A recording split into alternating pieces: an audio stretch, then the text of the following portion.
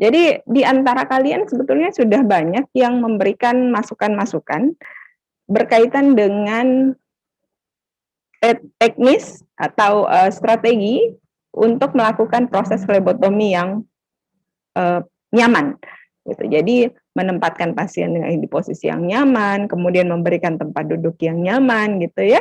Ada juga yang memberikan komentar, kita berikan komunikasi yang bagus, kalau perlu diberikan teka-teki. Jadi pasiennya sambil berkerut-kerut memikirkan langsung ditusuk gitu. Ya, mungkin menurut kalian itu karena sebetulnya kenyamanan berbeda-beda untuk setiap orang ya. Jadi ada yang nyaman dengan memberikan teka-teki, tapi mungkin untuk sebagian besar orang itu tidak nyaman, bukan sesuatu yang nyaman, disuruh berpikir dan sebagainya. Ada yang bilang kalau begitu kita minta pasiennya menyanyi. Wah, itu juga tergantung ya, tidak semuanya orang suka menyanyi. Ada yang begitu bilang, coba Bu menyanyi saja, atau coba deh menyanyi, tapi dia ternyata tidak suka menyanyi. Maka pada saat Anda memberikan perintah untuk menyanyi, yang muncul adalah stresor atau tekanan. Disuruh kamu menyanyi, padahal saya tidak tahu menyanyi misalnya ya. Jadi dulu kalau di laboratorium kami itu mengambil metode yang kurang lebih semuanya orang akan suka gitu ya, dengan diajak berkomunikasi hal-hal yang umum. Nah, ada beberapa di antara kalian yang sudah menangkap bahwa flebotomi itu nyaman sebetulnya, bukan hanya dari segi ruangan dan sebagainya, karena itu memang faktor pereda stres ya, dan tentu saja minggu lalu kita sudah membahas bahwa beberapa persiapan pasien, pengambilan spesimen, itu semuanya mempengaruhi hasil. Jadi memang pasien harus diminta untuk berada pada kondisi yang paling tidak membuat dia bisa terpicu hormon-hormon yang tidak seharusnya.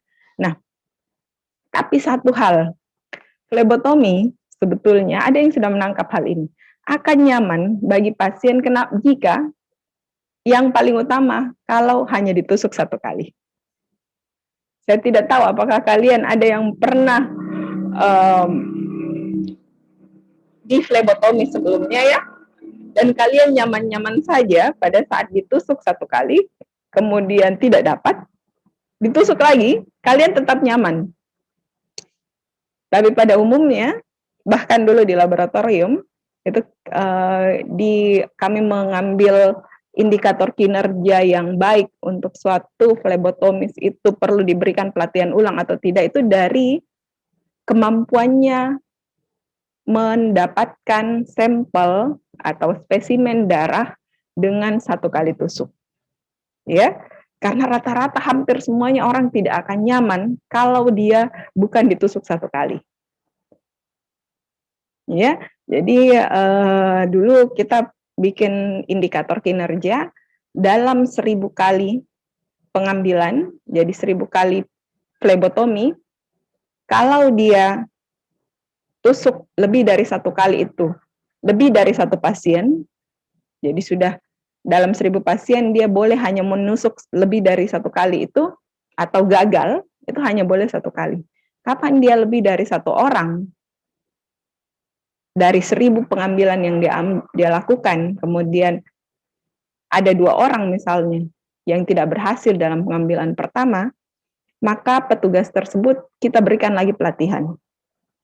Ya, karena begitu pentingnya rasa nyaman akibat kemampuan atau kompetensi, dan bukan hanya dari segi penampilan ya, tapi juga bagaimana performance.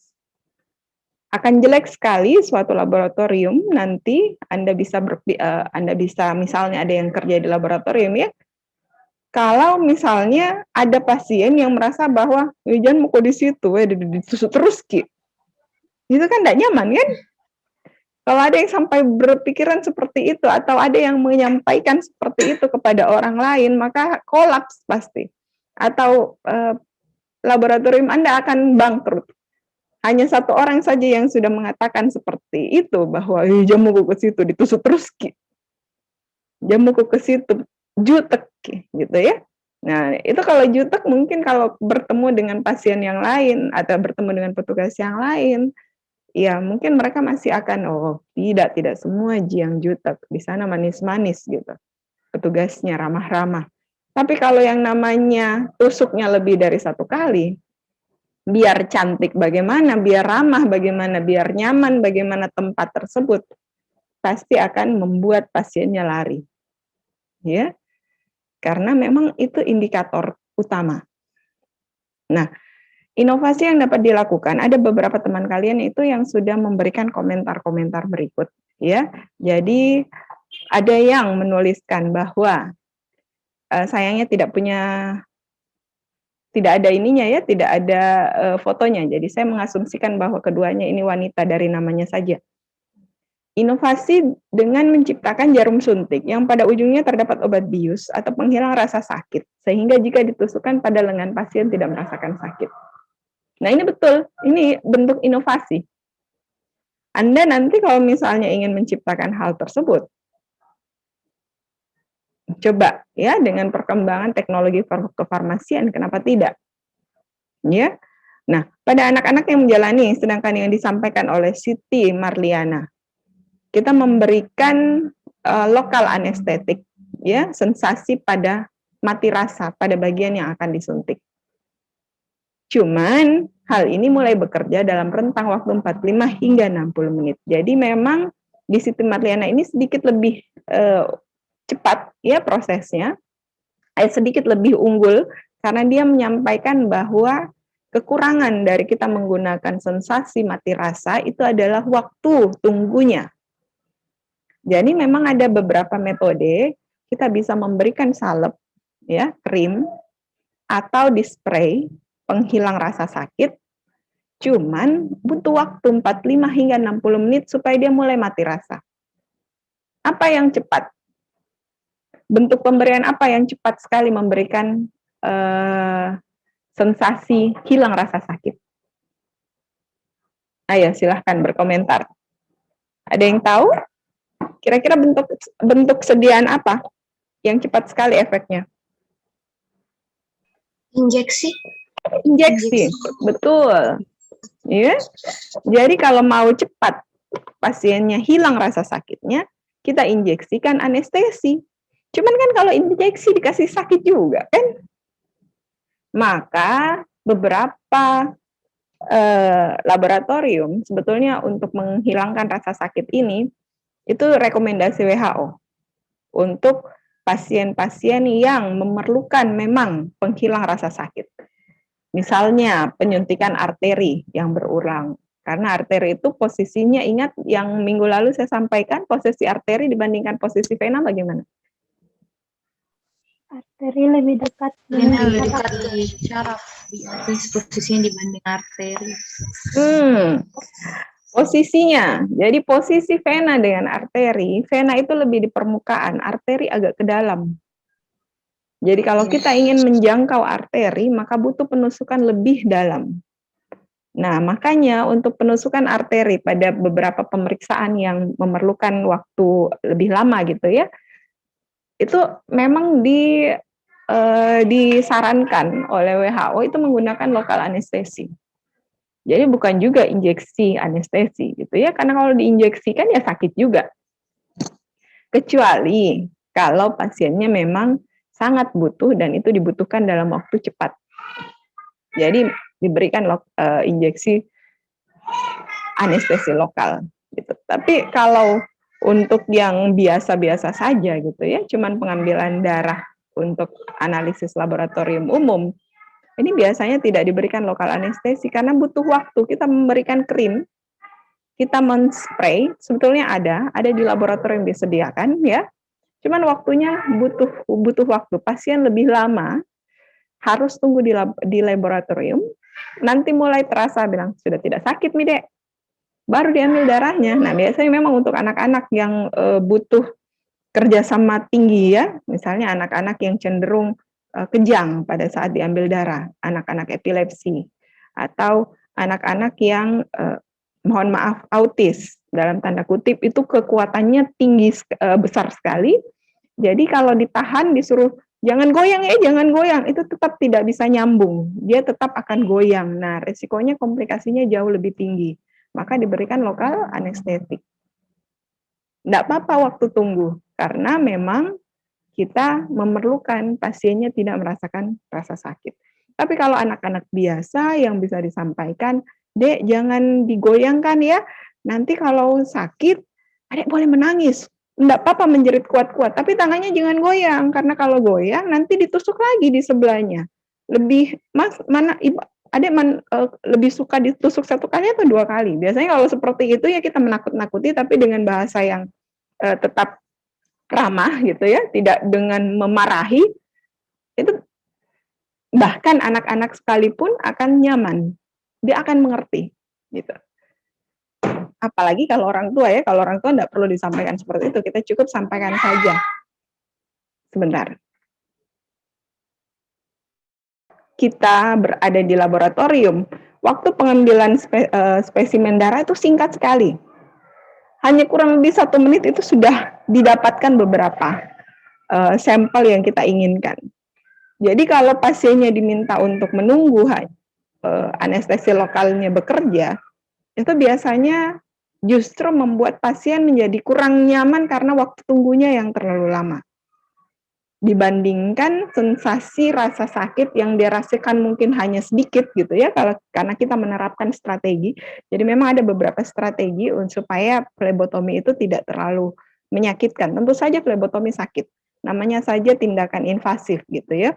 Tapi dengan beberapa teknik, kita bisa mengurangi rasa sakit tersebut, supaya tidak terasa. Yang pertama, kita bisa apa? Yang pertama, kita bisa mengingat alkohol itu memberikan sensasi dingin, ya. Jadi sebetulnya alkohol bisa menghilangkan rasa sakit sedikit pada saat dia terasa sensasi dinginnya. Cuman harus berhati-hati, gitu ya. Karena kalau alkohol itu kita berikan juga pada saat alkoholnya masih ada, maka alkohol tersebut beresiko untuk menimbulkan rasa nyeri. Karena ingat, kalau Anda tertusuk atau tersilet sesuatu, teriris sesuatu, Anda kenakan alkohol, itu pedisnya bukan main gitu kan. Jadi memang yang biasanya membuat rasa sakit itu sangat kencang, itu kalau ditusuk pada saat masih ada kandungan alkoholnya. Ya. Jadi sensasi rasa sakit itu bisa dihilangkan pada saat alkohol sudah tidak ada, tapi rasa sensasi dinginnya masih dirasakan oleh pasien. Di situ adalah titik poin bagus sekali penusukan dilakukan.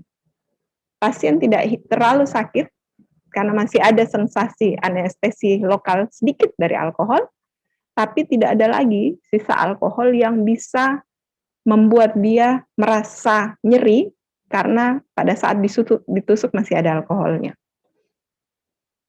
Ya, jadi itu salah satu. Yang kedua adalah dengan cara menjangkar venanya. Apa maksudnya menjangkar vena? Anggap kabel ini adalah vena, ya. Jadi tindakan menjangkar vena itu misalnya seperti ini. Ini venanya, gitu ya. Tindakan menjangkar vena adalah enggak kelihatan ya. Yap, tindakan menjangkar vena itu kalau kita pegang. Ini vena yang akan kita targetkan, kita pegang area bawahnya supaya venanya tidak bergerak. Jadi kita tahan kulitnya, gitu ya. Jadi kalau dia di tangan sini, ini kita tahan bagian bawahnya, vena yang akan kita tusuk itu ditahan sedikit bagian bawah, bukan bagian atas, karena di atas adalah torniket. Kali ini kita tahan, kita tahan, ini venanya ya, kita tahan. Misalnya ini adalah vena, kita tahan di bagian bawahnya seperti ini, karena di bagian atasnya adalah torniket. Nah, kita tahan, kemudian kita tusuk. Pada sambil kita tahan, kita tahan dengan tangan yang satu, dan kita tusuk dengan tangan yang lain. Dan ingat posisi penusukannya jarum, ya, posisi sudut jarum itu bagaimana, itu juga menentukan, sangat menentukan. Kita tidak, kenapa kita tahan? Supaya kulitnya meregang, tidak longgar. Kalau kulitnya ketat, gitu ya, maka jarum pada saat menusuk itu cepat sekali masuk. Dibandingkan kalau kulitnya masih dalam kondisi regang. Kalau kondisinya regang, kita tusuk, dia sudah mulai rasakan tusukan jarum, tapi belum nembus. Kebayang nggak kalau misalnya ini ya, lengannya. Kita tidak tahan, kita tidak regang, kita tidak keraskan, maka jarum itu akan masuk seiring dengan masuknya kulit. Jadi dia lebih lama kesentuh dengan jarumnya. Ya. Jadi kalau kita tahan sampai kulitnya menjadi meregang, sekalian kita tahan pembuluh darah di bagian dalam, ini untuk menghindari supaya pembuluh darahnya juga tidak bergeser. Jadi ditahan, kemudian ditusuk cepat sekali. Pada saat kita menusuk, itu sensasi sakitnya itu hanya pada saat jarumnya tembus. Jadi tidak perlahan-lahan sakitnya. Justru kalau ragu-ragu, kita tidak menusuk dengan cepat gitu, justru pasiennya lebih lama kesentuh jarum. Dan ini yang biasanya menimbulkan sensasi sakit lebih lama gitu ya. Jadi memang pada saat training flebotomi itu akan diberikan bagaimana metode-metode ya yang bisa diterapkan untuk mengurangi rasa sakit yang dirasakan oleh pasien. Nah, kemudian untuk menghindari supaya tidak tusuk 2 kali. Metode apa yang bisa kita berikan? Jadi ini saya share ya. Ini adalah inovasi yang sebetulnya sudah dilakukan.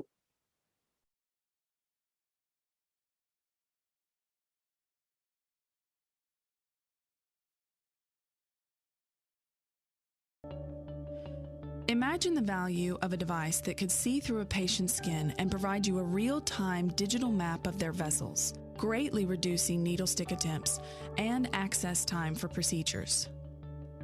Imagine the even greater value of a device that could help identify hidden valves and bifurcations, as well as visualize refill and flushing of veins and potential of locating vessels up to 10 millimeters deep and identifying clinical decision points such as valves, bifurcations, and the real-time refill rate of the vessel are key to your procedural needs in choosing the optimal access site. The reaction of the vessel during the procedure. See a rolling vein. See fluid flushes to check patency, potentially helping you avoid an infiltration or extravasation.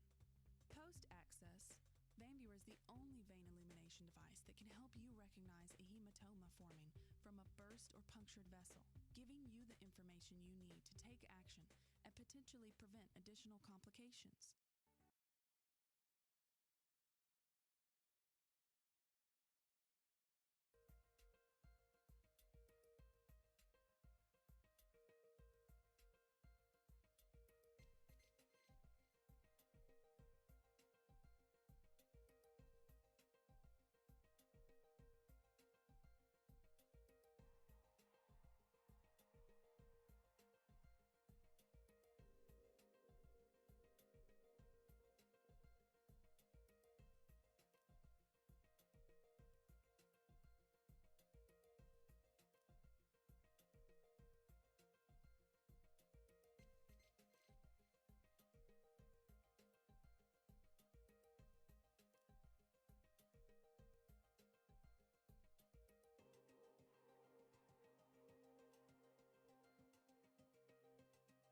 Jadi saya lanjutkan ya. Jadi memang sebelumnya ada yang bertanya tentang darah bekam, dan memang darah bekam kalau kita lihat dari pustaka yang ada, meskipun ini bukan pustaka dari jurnal yang bereputasi gitu ya, tapi sayangnya untuk bekam sendiri ini masih kurang penelitian karena memang yang menerapkan terapi bekam ini biasanya di Asia dan Asia Tenggara, area-area yang pengobatan alternatifnya itu lebih mengedepankan pengobatan alternatif ya, seperti Cina, kemudian Persia dan sebagainya gitu ya. Jadi memang teknik ini masih sedikit yang melakukan penelitian untuk membandingkan, tapi ada yang sudah mempublikasikan bahwa kadar-kadar biokimia, biomarker yang terdapat di dalam darah hasil flebotomi dibandingkan dengan darah yang diambil dari hasil bekam itu berbeda, ya. dari segi kandungan-kandungan umum seperti glukosa, kolesterol gitu. Kemudian ada yang membandingkan juga tentu saja dengan kadar oksidannya, ada yang membandingkan dari kadar heavy metalnya ya atau logam beratnya, tapi tentu saja itu menurut saya masih penelitian-penelitian yang belum terlalu banyak, sehingga kalau ada yang ingin melakukan penelitian-penelitian ini sebetulnya masih sangat terbuka kesempatan untuk melakukan penelitian dihubungkan dengan darah-darah yang diambil dengan teknik bekam ini gitu ya. Nah, peralatan ini nanti akan kalian dapatkan di laboratorium langsung karena ini sudah kita lengkapi di laboratorium dari zaman dulu gitu ya, sudah dilengkapi untuk tidak digunakan secara umum pada alat-alat yang misalnya wing needle atau butterfly needle seperti ini. Ini hanya kita jadikan sampel di laboratorium supaya kalian tahu bahwa jarum itu needle-nya yang umum yang kita gunakan. Kemudian ada juga yang wing needle yang ukuran jarumnya lebih kecil. Kalau dari segi nomor dia lebih besar ya, karena ukuran jarum itu semakin besar semakin kecil sebetulnya ukuran jarumnya, semakin besar nomornya. Jadi jarum ukuran 27 itu justru jarumnya lebih kecil dibandingkan jarum yang ukuran 22. Ya, yang 22 ini yang umum digunakan. Yang 27 biasanya dipakai untuk anak kecil. Atau pengambilan di punggung tangan. Karena punggung tangan pembuluh darahnya resikonya besar ya. Kita bisa nusuknya salah-salah itu bisa masuk ke area tulang ya. Jadi lebih nyeri. Jadi makanya biasanya menggunakan wing needle. Atau masih banyak juga yang menggunakan spoid, tapi berdasarkan video yang barusan saya perlihatkan tadi ya, kalau spoid itu kan ada tarikan.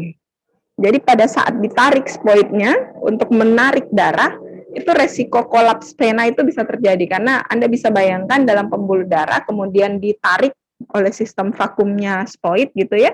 Jadi darahnya akan tertarik cepat dan suplai aliran darah dari pembuluh darah itu bisa terhenti sebentar. Tapi itu cukup mempengaruhi dari segi kualitas ya. Kualitas dari spesimen darah yang diambil. Maka untuk penggunaan jarum spoid ini sebaiknya diminimalkan karena resiko hematom juga lebih besar.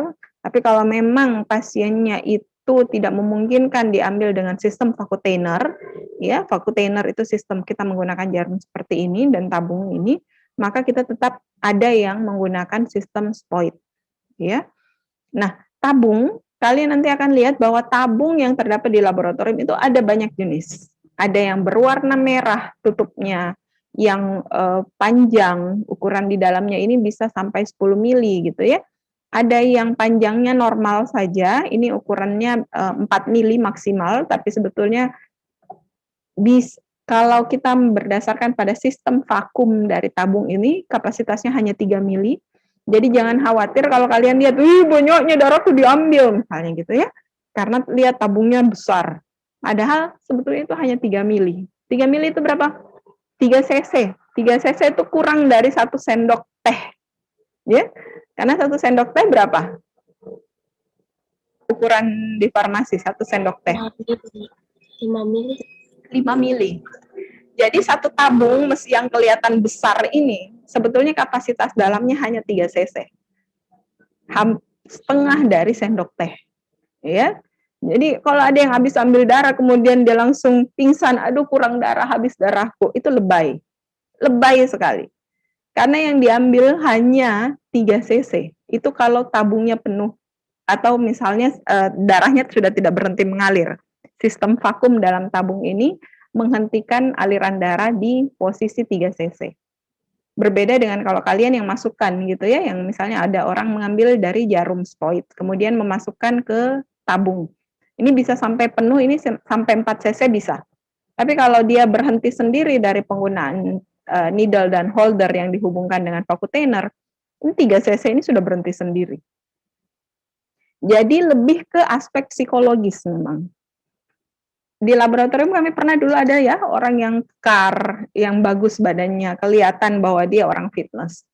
Jadi pada saat disampaikan akan dilakukan pengambilan darah, kalau Bapak kurang nyaman, Bapak boleh untuk memalingkan wajah, boleh melihat ke arah televisi yang ada di hadapannya, ya, itu disampaikan sebelumnya. Atau kalau misalnya Bapak belum siap, boleh beristirahat terlebih dahulu, nanti kami nanti Bapak kesini kalau Bapak sudah siap, karena terlihat gelisah gitu. Tapi karena mungkin kelihatan bahwa masa besar badan, kemudian takut gitu ya, tidak mau menyampaikan hal tersebut. Bilang, enggak apa-apa, ambil saja gitu. Jadi setelah diambil darah, pasiennya itu tidak melihat ke arah televisi, justru dia melihat proses pengambilan darahnya gitu ya. Setelah diambil darah, dia mau bangkit dari kursi, tiba-tiba terduduk kembali. Jadi dia langsung lemes gitu, sampai petugas harus mengambilkan air minum, meminta dia untuk minum terlebih dahulu, istirahat, enggak apa-apa duduk dulu di kursinya gitu ya, jangan dulu bangkit, karena siapa tahu dia bisa jatuh. Jadi memang ada orang yang meskipun dari tampilan fisik itu kuat gitu ya, tapi dari segi psikis tidak suka melihat darah gitu. Saya sendiri cenderung seperti itu, saya tidak suka lihat darah. Kan pekerjaan saya dulu di laboratorium, itu untuk menilai bagaimana kualitas pengambilan darah dari flebotomis, itu sering sekali saya yang diambil darah. Gitu. So, untuk tahu bahwa, oh kamu mengambil darah masih sakit. Jadi saya kembali ya, ini yang kecil ukurannya, ini ukuran di dalam hanya 3 cc, sedangkan yang panjangnya seperti ini gitu ya, jadi kalau yang sejari ini cuma 3 cc sebetulnya. Kalau panjangnya yang sampai sejengkal seperti ini 10 cc di dalamnya. Ya, jarang sekali kita mengambil 10 cc, tapi kalaupun misalnya diambil 10 cc, ini tabungnya kelihatan panjang, tapi sebenarnya 10 cc. Kalau kita lihat dibandingkan dengan obat, ini kurang dari 1 sendok apa? Kalau 10 cc. Setara dengan 1 sendok apa? Setara dengan 1 sendok apa? Setara dengan 1 sendok bubur ya, pultis.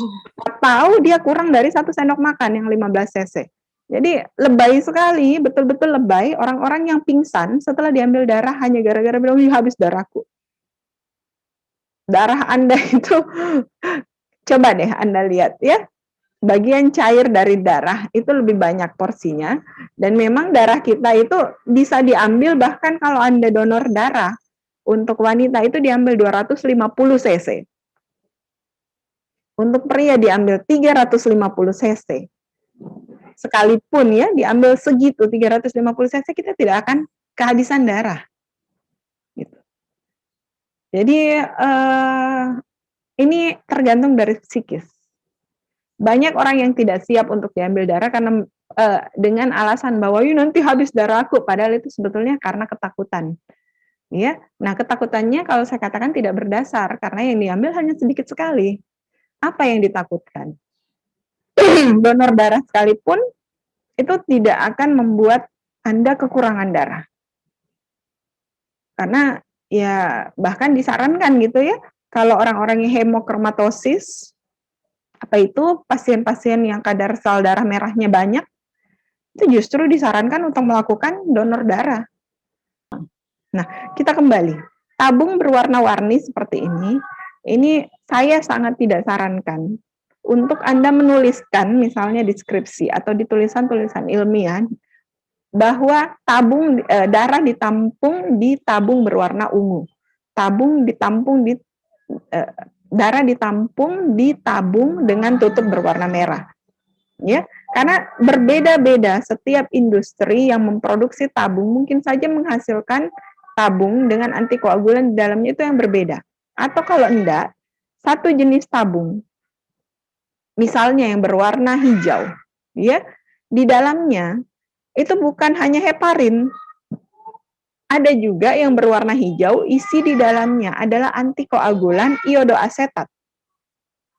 Jadi jauh lebih bagus kalau Anda menuliskan antikoagulannya apa, dibandingkan Anda hanya menuliskan tabung bertutup apa gitu ya. Nah, yang bertutup merah ini biasanya tidak mengandung antikoagulan, tapi yang ada di dalamnya itu adalah clot aktivator untuk membantu mempercepat pembekuan darah. Buat apa darah dibekukan? Supaya bagian cair dari darah bisa terpisah, bagian cair dari darah inilah yang kita sebut sebagai serum. Kalau ditampung di wadah yang tidak memiliki antikoagulan. Sedangkan kalau wadahnya berupa tabung-tabung dengan antikoagulan, kalau yang bertutup ungu secara umum gitu ya, meskipun tidak semuanya sama, pabrik-pabrik itu, tapi secara umum yang bertutup ungu ini antikoagulannya adalah EDTA. Kepanjangan dari apa EDTA? Baik K-EDTA maupun NA-EDTA. Ada yang tahu kepanjangan dari apa? Etilen diamin tetraasetat, betul. Itu adalah senyawa apa?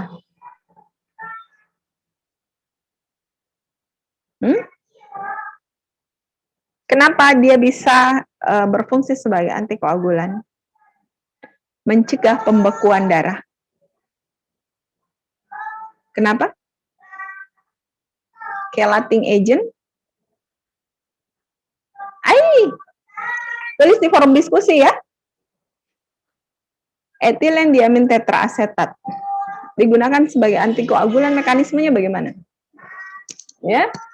Jadi ingat bahwa salah satu yang bisa diikat oleh chelating agent itu adalah logam. Ya, kira-kira apa yang bisa diikat? Logam apa yang bisa diikat yang berpengaruh terhadap koagulasi darah? Ya. Nah, itu mekanisme dari EDTA. Kemudian yang bertutup biru ini biasanya natrium sitrat, sitrat ditambahkan di dalamnya ya. Ini supaya kalau ingin melakukan proses untuk melihat kecepatan waktu protrombin ya, ada nama pemeriksaannya waktu protrombin atau pemeriksaan PT atau prothrombin time atau pemeriksaan APTT untuk menilai bagaimana kecepatan pembekuan darah. Ini biasa diambil untuk pasien-pasien yang mau operasi. Nah, pemeriksaan-pemeriksaan dengan sitrat ini memerlukan proses pengambilan darah juga yang spesial karena tidak boleh ada darah yang berhenti pada saat ditambahkan dengan sitrat. Jadi beberapa, kalau di laboratorium dulu, ini salah satu kita trainingkan adalah aspek preanalitik ini, urutan pengambilan tabung. Jadi dalam satu pasien kalau mau diambil tabung yang bertutup merah, kemudian mau diambil tabung yang berwarna tutup biru satu, mau diambil tabung lagi berwarna tutup ungu satu, gitu ya. Ini kalau di total 15 cc kurang lebih. Ya kurang lebih sebetulnya cuma 9 cc gitu ya. Tapi 3 tabung yang berbeda. Karena pemeriksaannya berbeda-beda. Nah, urutannya bagaimana? Yang mana kita ambil duluan? Nah, ini dari aspek preanalitik sangat mempengaruhi. Kenapa? Karena di bagian dalam tabung untuk yang memiliki antikoagulan, maka di dalamnya pada saat ketemu kontak dengan darah di dalam, darah tersebut sudah bercampur dengan antikoagulan. Sementara jarum yang masuk di dalam, ya, ini juga jarum yang sama yang akan dikeluarkan lagi untuk menusuk ke tabung berikutnya. Jadi resiko kontaminasi dari antikoagulan dari tabung sebelumnya itu besar sekali. Maka urutan pengambilan tabung yang pertama adalah tabung yang tidak mengandung antikoagulan. Kalau ada tabung berwarna merah, maka kita ambil pertama tabung berwarna merah. Baru tabung yang mengandung antikoagulan. Bagaimana kalau tabung antikoagulan dua-duanya? Gitu. Berarti kan satunya sudah jarumnya akan kontak dengan darah, ya, yang mengandung antikoagulan. Masuk ke tabung yang satunya, maka misalnya antikoagulan sitrat yang diambil yang pertama. Kemudian yang kedua gitu ya, setelah serum. Maka darah sudah bercampur dengan sitrat, kontak dengan jarum bagian dalam, pada saat dia masuk ke EDTA, ini bisa kontak lagi, mencemari, sitratnya akan mencemari tabung yang ada EDTA-nya. Dan ini mempengaruhi hasil, ya. Jadi bagaimana? Caranya adalah dengan menempatkan posisi tabung pada saat kita melakukan pengambilan darah, supaya jarum bagian dalam itu tidak kontak dengan darah yang berada di tabung. Nah, ini bisa dipraktekkan pada saat Anda praktikum. Ya. tabung sitrat secara umum ini diambil di posisi pengambilan darah kedua. Bukan yang pertama, bukan yang terakhir. Kenapa yang kedua? Karena pengambilan darah yang kedua. Misalnya Anda punya 2 tabung. Tabung ungu dengan tabung biru yang mau diambil darahnya ya untuk pasien. Maka dia selalu di tabung kedua. Berarti tabung ungu terlebih dahulu baru tabung biru. Karena dia selalu kalau tabung biru itu posisi pengambilan yang kedua. Untuk menjamin bahwa tidak ada aliran darah yang terhenti karena posisi yang tidak tepat. Biasanya kan kalau posisinya tidak tepat, maka darahnya pertama mengalir, habis itu berhenti. Ini biasanya terjadi di tabung pertama. Ya, kalau posisinya sudah bagus, maka di tabung kedua itu lancar-lancar saja. Tabung pertama, nah tabung sitrat tidak boleh ada penghentian aliran darah. Makanya dia selalu ditempatkan di tabung kedua. Paham? Paham tidak maksud saya? Paham, Bu. Paham. Kalau begitu saya berikan pertanyaan. Bagaimana kalau tabung yang ingin diambil untuk satu pasien adalah mengambil serum, kemudian mengambil plasma dari heparin, dan mengambil plasma dari sitrat. Bagaimana urutan pengambilan tabungnya? Silakan yang bisa jawab. Tidak ada yang bisa jawab, katanya paham. Kembali, kalau begitu tuliskan di forum diskusi. Ya, supaya saya tidak langsung menyampaikan, karena tadi sebetulnya sudah ada jawabannya ya. Tapi kalau Anda belum terlalu paham, maka silakan melihat kembali penjelasan saya di video yang nanti saya tempatkan di Sikola. Atau kalau enggak, kalian cari di literatur, kemudian tuliskan di forum diskusi. Intinya, saya menilai aktivitas Anda juga di forum diskusi. Bagi yang mau ya, bagi yang tidak itu pilihan. Kemudian antiseptik. Kita menggunakan etanol ya, etanol 70%. Kemudian ada torniket, baik yang torniket dipakai sekali pakai seperti ini, atau torniket nanti yang akan kalian lihat di laboratorium ya, yang bisa dipakai berkali-kali. Handscoon ini kewajiban, ini standar ya, pengambilan flebotomi itu harus menggunakan handscoon. Safety disposal unit, karena ini adalah bahan-bahan yang termasuk dalam bahan biologis, maka harus disimpan, dibuang di wadah yang ada label biohazard-nya seperti ini. Kemudian perban, plester untuk menutup bekas tusukan. Ya. Nah, proses pengambilan flebotomi, proses flebotomi itu kalian nanti akan praktekkan langsung, saya tidak bahas terlalu jauh. Nah, di sini saya akan informasikan bahwa ada satu jenis tabung lagi. Kalau tabung untuk mendapatkan sampel serum, tadi kita menggunakan tabung berwarna apa? Untuk mendapatkan sampel serum, yang tutupnya warna apa?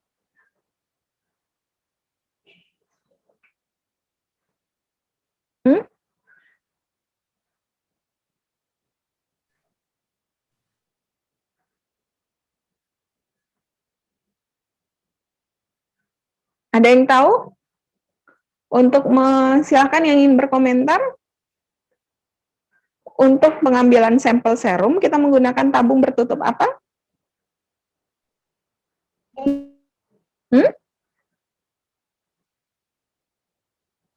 Aduh. Apa? Iya? Tabung bertutup apa? Kuning. Merah, Bu. Tabung merah. Merah ya kalau dari penjelasan saya. Nah, tapi tadi sudah ada yang menjawab bahwa tabung bertutup kuning. Betul. Di laboratorium itu ada yang namanya disebut sebagai tabung SST.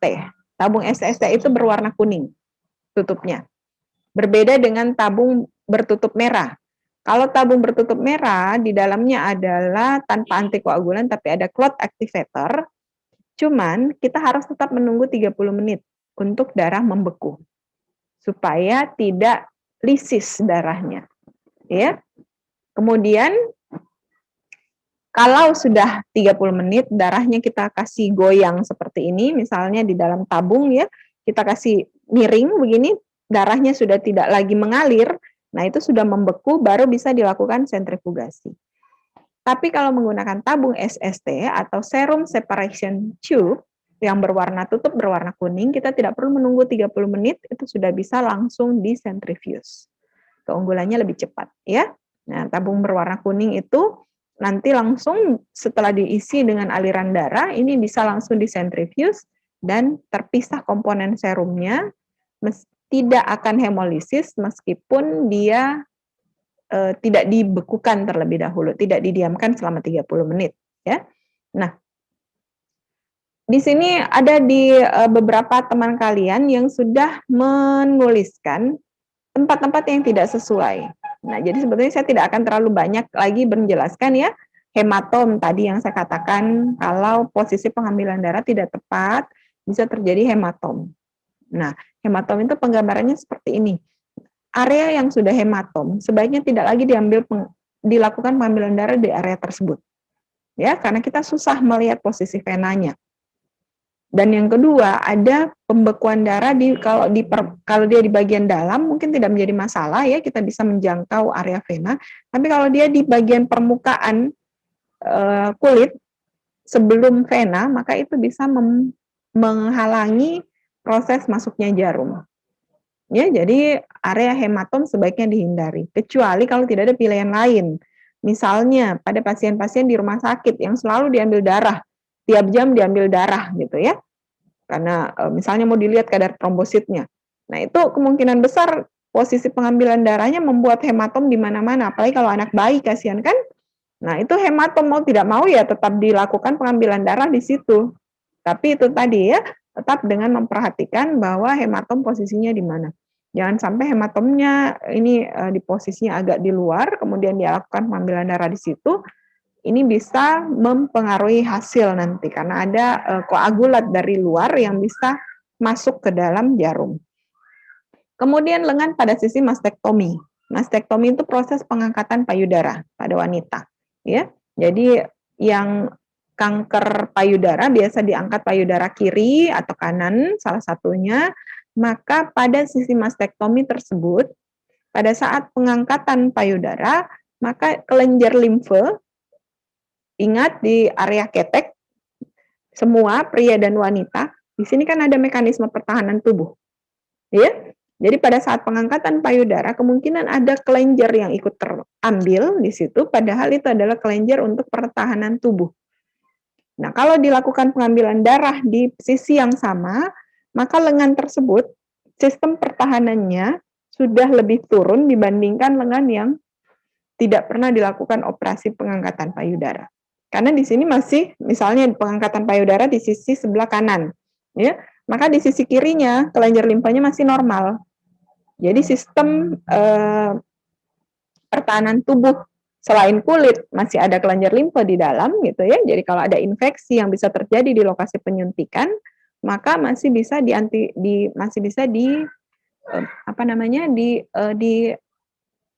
counter oleh sistem imun dari tubuh orang tersebut. Nah, kalau sudah di mastektomi, sistem imunnya berkurang, ya, karena kelenjar limfanya kemungkinan ada yang ikut terambil. Maka disarankan diambil flebotomi sebaiknya bukan pada lengan yang ada sisi mastektominya. Jadi kalau dia mastektomi di sisi kanan, kita ambil di sisi kiri. Jadi bagaimana kalau dua-dua sudah diangkat kanan kiri misalnya?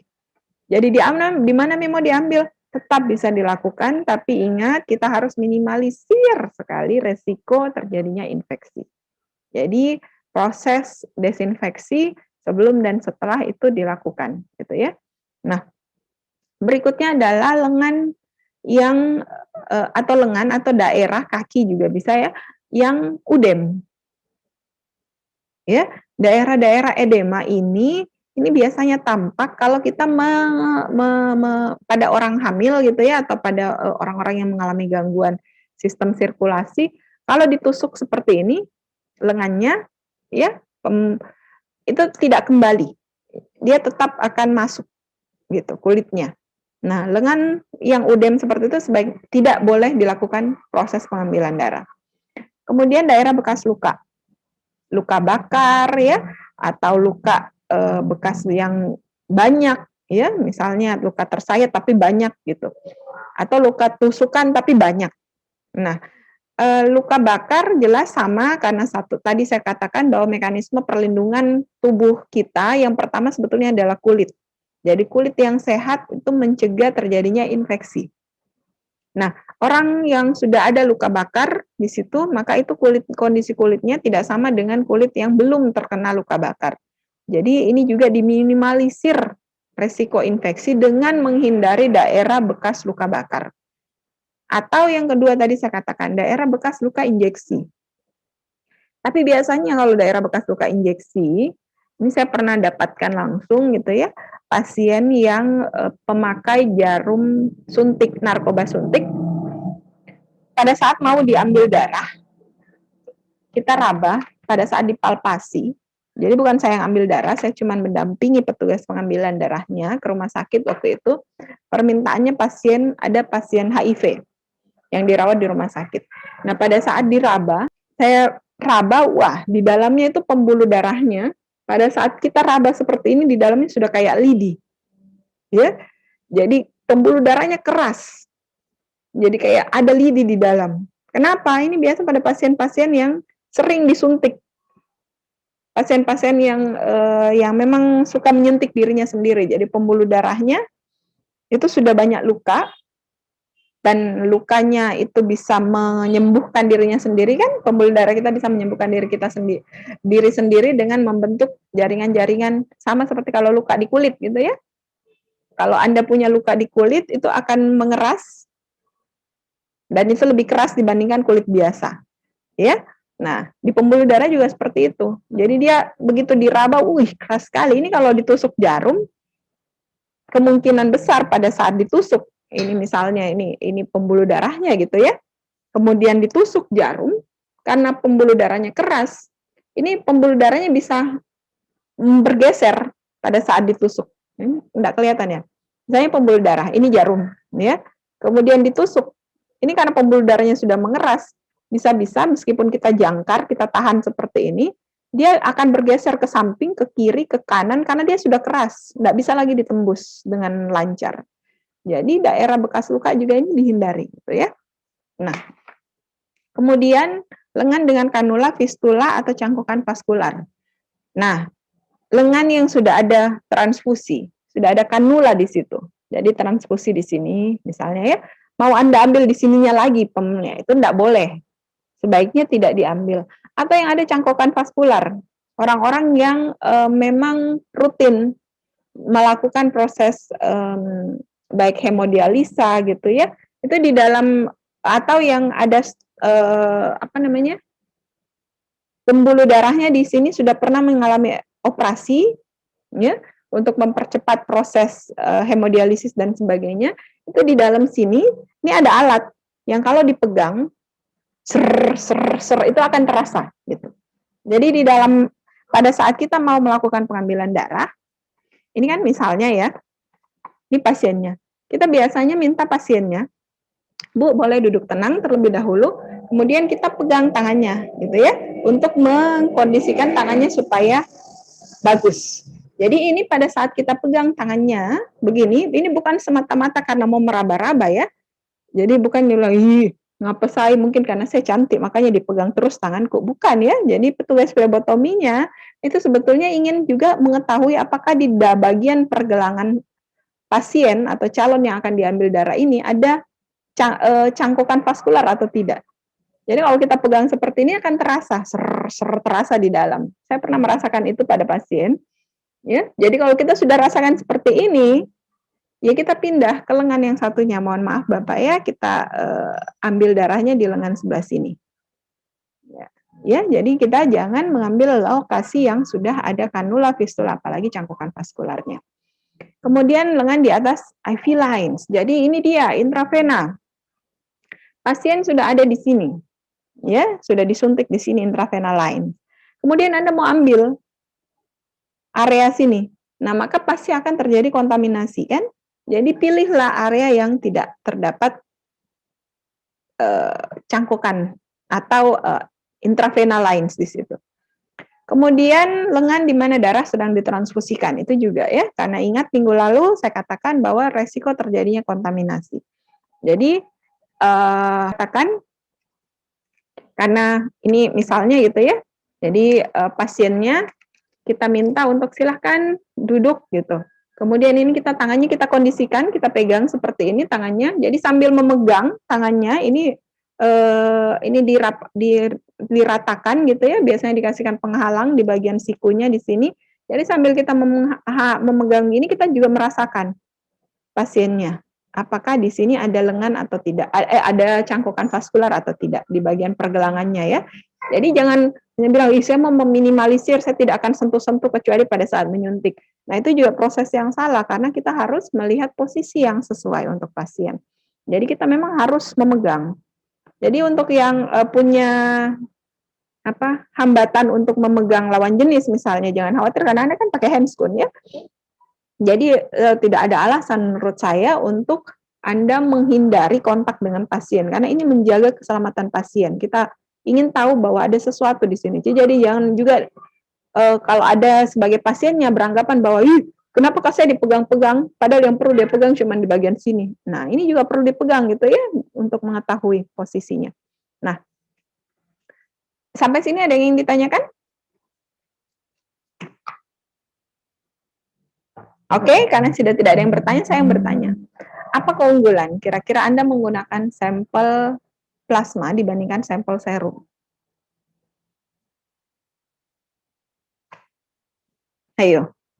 Tadi saya sudah jelaskan untuk mendapatkan sampel serum bagaimana kita menggunakan tabung yang seperti apa. Ya, tidak tabung yang hanya isinya clot activator tanpa antikoagulan, kita dapatkan sampel serum. Sedangkan sampel plasma, kenapa saya perlu jelaskan ulang? Karena saya lihat dari hasil kuis tadi, ada yang sudah bisa menjawab dengan baik, gitu ya, serum dan plasma, tapi ada juga yang belum. Jadi sampel plasma, itu Anda dapatkan, ini dua-duanya bagian cair dari darah, tapi sampel plasma, disebut sampel plasma, bagian cair dari darah tersebut, kalau darahnya dicampurkan dengan antikoagulan, sehingga dia tidak membeku. Jadi bagian cair dari darah itu terpisah komponen-komponen sel darahnya dengan bagian cair dari darah karena proses sentrifugasi. Sedangkan kalau sampel serum, kita tambahkan memang kita tidak tambahkan antikoagulan sehingga terjadi koagulasi sel-sel darah, platelet dan sebagainya, komponen-komponen darah itu semuanya membeku sehingga tersisa bagian serum. Nanti setelah dia membeku sempurna baru di centrifuge untuk serumnya semakin tertumpuk di bagian supernatan. Nah, apa keunggulan dari menggunakan plasma dibandingkan serum? Ada yang bisa jawab? Ayo, saya berikan kesempatan. Kira-kira dari penjelasan saya, keunggulan plasma dibandingkan serum adalah tidak ada yang bisa menjawab, ya sudah. Yang pertama, hemat waktu. Karena kita tidak perlu membekukan darah. Ya, kita tidak perlu menunggu 30 menit untuk darah itu membeku. Nah, itulah inovasi menggunakan tabung SST atau serum separation tube. Karena kalau tabung biasa kita biarkan dulu 30 menit untuk mendapatkan sampel serum. Kalau plasma tidak perlu menunggu 30 menit.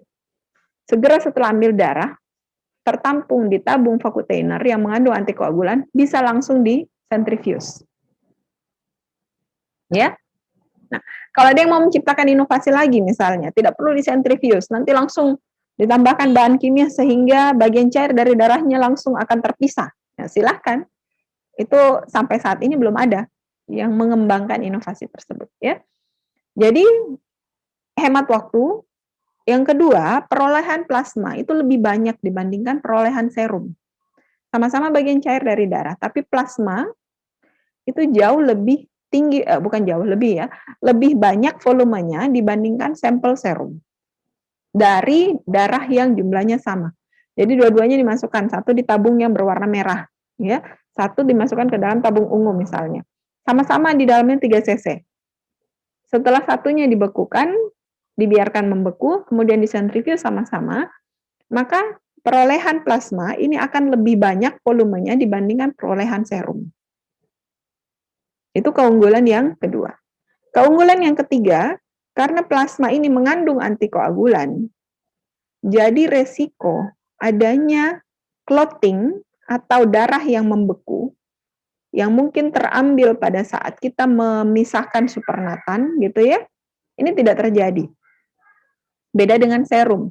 Karena serum kemungkinan besar masih ditemukan clotting atau darah yang membeku pada saat ditarik bagian cairnya ya, dipisahkan, dimasukkan ke dalam Eppendorf, mungkin saja di bagian dalam itu masih ada bekuan-bekuan darah yang pada saat kita masukkan ke dalam alat, Anda nanti bisa lihat humalizer kita, tapi kalau di laboratorium klinik itu banyak yang jarumnya jauh lebih kecil.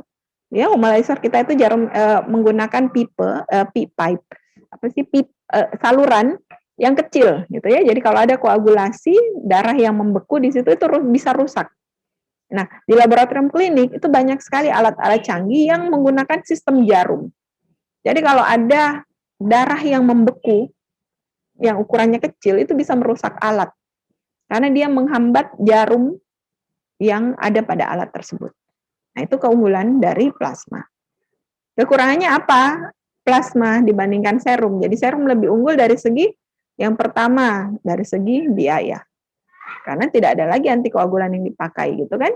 Jadi memang tidak mengeluarkan biaya untuk antikoagulan untuk mendapatkan sampel serum. Cuman itu tadi ya, ada beberapa kekurangan.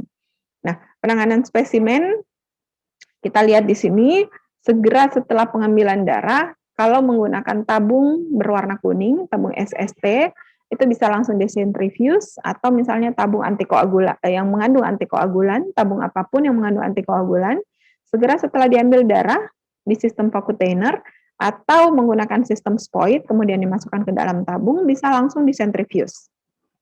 Nanti setelah disentrifuse, dipisahkan bagian cair dari darah yang berwarna kuning ini untuk dilakukan proses analisis lebih lanjut. Ya. Nah, kenapa harus dilakukan proses pemisahannya langsung? Tidak dibiarkan terlalu lama, karena sebetulnya komponen-komponen darah ini sebetulnya masih berupa sel hidup. Ya, misalnya eritrosit. Eritrosit itu masih bisa menggunakan glukosa yang ada di dalam darah tersebut untuk proses metabolismenya. Jadi meskipun sudah keluar dari tubuh gitu ya, tapi sel-sel darah merah di dalam sampel darah itu masih bisa menggunakan glukosa. Jadi kalau ada orang mau mengukur glukosa darah, kemudian sampelnya dibiarkan terlalu lama berkumpul dengan sel darah merah, maka kadar glukosa dalam sampel darah tersebut akan turun hingga 10% setiap penambahan jam waktu pemeriksaan. Jadi Anda biarkan berkumpul dengan sel darah merahnya hingga 1 jam, maka terjadi pengurangan kadar glukosa darah itu 10% dari kadar yang seharusnya. Jadi Anda bisa bayangkan orang yang harusnya dideteksi diabetes, ya, tapi karena preanalitik petugas Anda tidak memperhatikan waktu simpan sampel, maka mungkin saja hasilnya didapatkan, wah glukosanya bagus-bagus saja, normal, bahkan cenderung rendah. Ternyata kesalahan preanalitik, terlalu lama dibiarkan sampel darah dengan sel-sel darah lengkap di dalamnya. Ya, jadi harus segera dipisahkan. Atau yang kedua, caranya untuk mencegah supaya glikolisis tidak terjadi adalah kita menggunakan antikoagulan yang bisa mencegah terjadinya glikolisis tersebut. Antikoagulan apa itu? Natrium fluorida atau fluorida, ya. Kalau Anda buka kembali biokimia, kalian akan dapatkan reaksi bahwa glikolisis itu bisa dicegah dengan adanya fluorida yang menghambat salah satu proses glikolisis. Ya. Jadi di slide saya ada, tapi karena tidak ada yang tanya minggu lalu, jadi ya saya tidak tampilkan. Kemudian kita lihat sampel kalau perlu ditangani dengan seksama untuk mencegah kerusakan sampel. Kerusakan sampel yang tidak bisa digunakan untuk pemeriksaan. Yang pertama adalah kalau sampelnya hemolisis. Asal kata dari lisis, pecah, ya, hemoglobin, darah. Jadi sampel hemolisis itu lihat, ini adalah serum yang berwarna kuning, sedangkan yang sebelah-sebelahnya ini adalah sampel-sampel hemolisis. Sampel yang sel darahnya terlepas, jadi eritrositnya pecah, hemoglobinnya keluar yang berwarna merah, sehingga mengakibatkan serumnya juga berwarna merah. Nah, ini akan merusak kalau pemeriksaan-pemeriksaannya melibatkan reaksi perubahan warna. Jadi sampel hemolisis tidak diperkenankan untuk digunakan pada pemeriksaan-pemeriksaan yang prinsip kerjanya adalah perubahan warna. Bagaimana cara mencegah supaya sampel itu tidak hemolisis?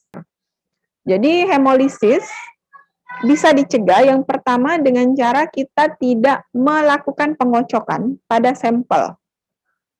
Ya, jadi selain melakukan tindakan flebotomi yang baik dan benar, kalau misalnya orangnya bisa menggunakan jarum yang berukuran besar, yang ukuran 22 yang normal, ya 22-23 yang normal, bisa dipakai untuk pengambilan karena pembuluh darahnya memungkinkan untuk itu, maka sebaiknya diambil dengan menggunakan jarum yang diameternya agak besar. Tapi kalau diameternya terlalu kecil, padahal pembuluh darahnya besar, maka kemungkinan besar juga terjadi hemolisis, ya. Jadi bukan hanya kita ingin menghemat, tapi sebetulnya karena untuk mencegah resiko hemolisis. Nah, kecuali kalau memang pembuluh darahnya kecil pada anak-anak dan sebagainya, ya kita menggunakan jarum yang ukuran jarumnya lebih kecil, 27 dan sebagainya pada wing needle. Nah, yang kedua itu tadi saya katakan, kita tidak boleh terlalu banyak mengguncang. Jadi anggap tabungnya itu sudah diambil darah, kemudian ingin dihomogenkan, anggap ini tabung gitu ya, ingin dihomogenkan dengan antikoagulan yang ada di dalam. Jadi proses homogenisasi ini bukan seperti ini cara mengocoknya, tetapi kita lakukan dengan perlahan.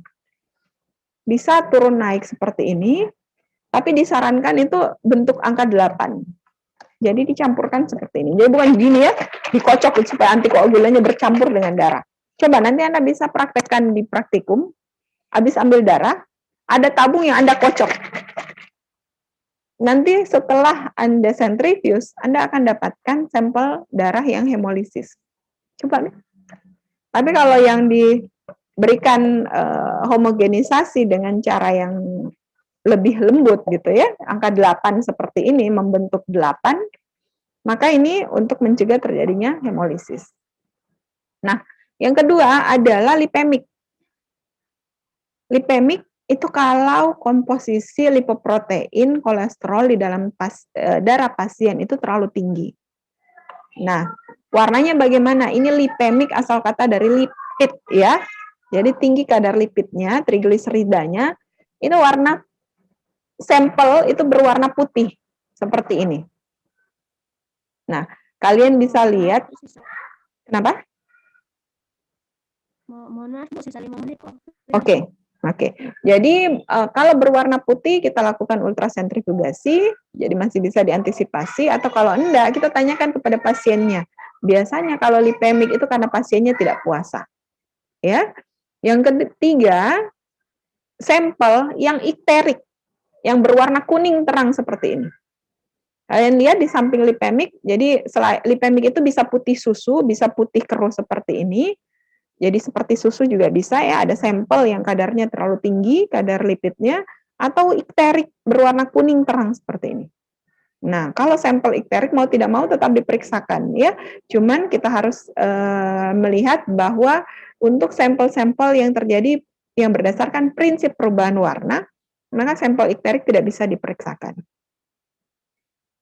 Nah, jenis-jenis spesimen yang lain, jadi ada banyak jenis spesimen.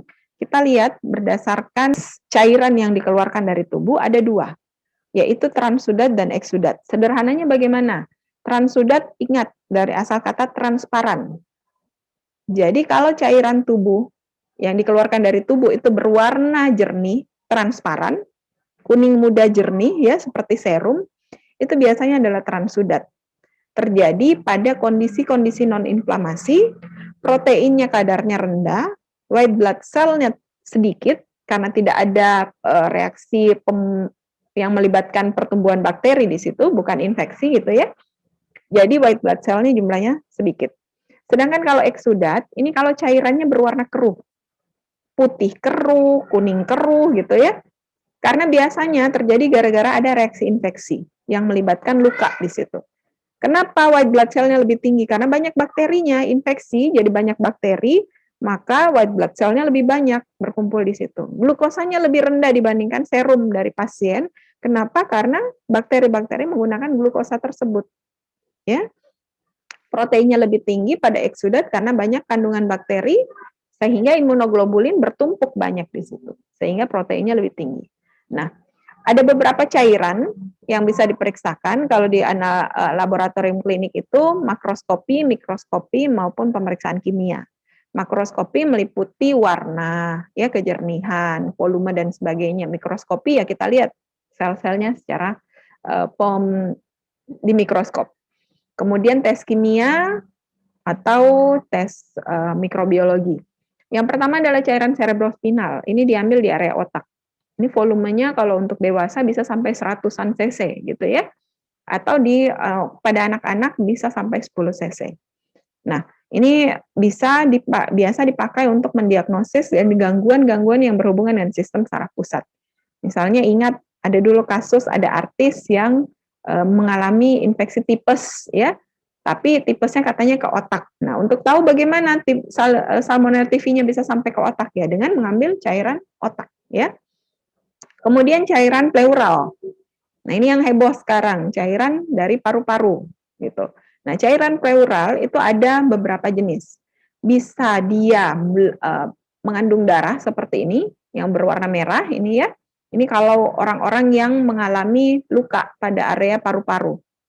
Tumor dan sebagainya yang menyebabkan luka di area paru-paru itu bisa berdarah seperti ini gitu ya.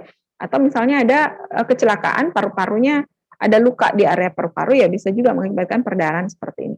Kemudian ini adalah kandungan kalau ini lipid ya. Kemudian ada pleural transudat. Kalau pleural transudat ini biasanya karena faktor permeabilitas membran saja. Nah, kemudian cairan asites dari rongga perut, teknik pengambilannya disebut parasentesis. Jadi kalau tidak dikeluarkan kelebihan cairan di dalam perut pada penderita asites, ini bisa mengakibatkan rongga-rongga di area perut itu terdesak, ya, terdesak bisa pecah pembuluh darahnya. Makanya cairannya perlu dikeluarkan. Nah, kemudian cairan berikutnya adalah cairan di area jantung perikardial. Ini disebut kalau terjadi akumulasi cairan pada jantung, biasanya ya pada pasien-pasien yang mengalami pembekakan jantung, kemudian cairan sinovial, kalau di sendi biasanya diperiksakan kejernihan dan fluiditas atau viskositas dari cairan sendinya, karena ini cairan sendi sebetulnya harusnya viskus atau dia kental gitu ya karena pelumas, tapi kadang-kadang ada yang sudah menurun viskositasnya. Kemudian cairan seminal fluid dari pria, ini diperiksakan makroskopik, mikroskopik, ya. Nah, ini dulu dilakukan analisis di laboratorium, tapi dihilangkan karena kesusahan untuk mendapatkan sampel. Kita pernah ada kasus, karena yang mengambil kimia klinik rata-rata adalah senior-senior, dia minta maba untuk menjadi probandus. Nah, ini tidak boleh karena sampel apapun kalau sampel biologis harus melibatkan informed consent, ya. Nah, penyimpanan spesimen tadi ini sudah beberapa saya jelaskan, harus disimpan dengan memperhatikan aspek preanalitis. Karena bisa menurun spesimen kualitasnya. Yang pertama metabolisme sel darah. Tadi ingat untuk pemeriksaan apa contohnya? Karena sel-sel darahnya masih bisa glikolisis, jadi pemeriksaan glukosa darah itu harus mempertimbangkan metabolisme dari sel-sel darah. Kemudian faktor penguapan. Faktor penguapan juga mempengaruhi beberapa pemeriksaan karena kalau diuap ada pengaruh penguapan, maka terjadi hemokonsentrasi. Penguraian reaksi kimia, penguraian oleh mikroba, jelas ya, karena di beberapa sampel itu masih mengandung mikroorganisme, apalagi kalau orang-orang yang infeksi. Jadi bisa terjadi penguraian zat-zat oleh mikroba. Atau cahaya, misalnya bilirubin, yang bisa terdegradasi oleh cahaya. Kalau sampelnya disimpan di kontak dengan cahaya matahari langsung, maka bisa menurun konsentrasinya. Atau difusi gas, terutama nanti akan kita bahas di pemeriksaan urinalisis. Nah, penyimpanan sampel untuk pemeriksaan umum itu bisa disimpan 1 minggu kalau dibekukan ya, atau bisa disimpan hingga berminggu-minggu kalau di suhu lebih dingin lagi. Jadi nanti kalau kalian pemeriksaan mungkin diambil untuk laboratorium ya, diambil 1 kali, kemudian disimpan di refrigerator. Sampai sini ada yang ingin bertanya? Karena waktu saya sudah habis.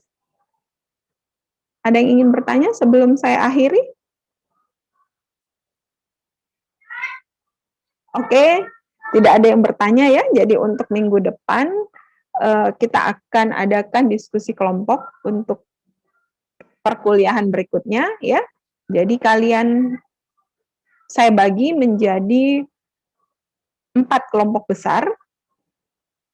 Yang kelompok pertama itu pembahasan mengenai pemeriksaan urinalisis, analisis urin rutin, ya. Yang kelompok 1. Oke, sudah dicatat. Kelompok 2, kalian akan mendapatkan tugas analisis urin spesifik untuk mendeteksi hormon pada urin. Kemudian kelompok 3, mendeteksi sisa obat melalui urin. Sedangkan kelompok 4, kultur, mikrobiologi pada urin. Ya. Nah, bagaimana pembagian kelompoknya 1 sampai 4 ini? Ini berdasarkan absensi. Jadi kalian lihat absensi kalian, nanti saya share di ketua kelasnya ya, absensinya kalian bagi menjadi 4. Jadi nomor urut yang kalau di absensi itu kan sebetulnya angkatan-angkatan kalian bergabung semua kan? Betul tidak? Jadi misalnya yang angkatan 2018, pasti dia akan bergabung dengan 2018 semua. 2019 pasti akan bergabung dengan 2019 semua gitu kan. Jadi enggak apa-apa supaya memudahkan kalian diskusi kelompok, karena kalau kalian saya acak, bisa-bisa kalian 2018, 2019 beda jadwal kuliahnya, susah untuk mendapatkan waktu diskusi kelompok. Jadi saya harap kalian bisa membuat materi berkaitan dengan topik yang barusan saya sampaikan. Materinya diberikan dalam bentuk artikel ilmiah, ya, dalam bentuk Word, dan dibuat slide PowerPoint-nya untuk dipresentasikan per kelompok minggu depan. Jelas? Jadi kegiatan kita untuk minggu depan adalah diskusi kelompok. Sebelumnya kalian buat dulu dalam bentuk artikel ilmiah di Word. Nanti hasil artikel ilmiah tersebut kalian buat dalam bentuk PowerPoint untuk didiskusikan bersama teman-teman kelompoknya.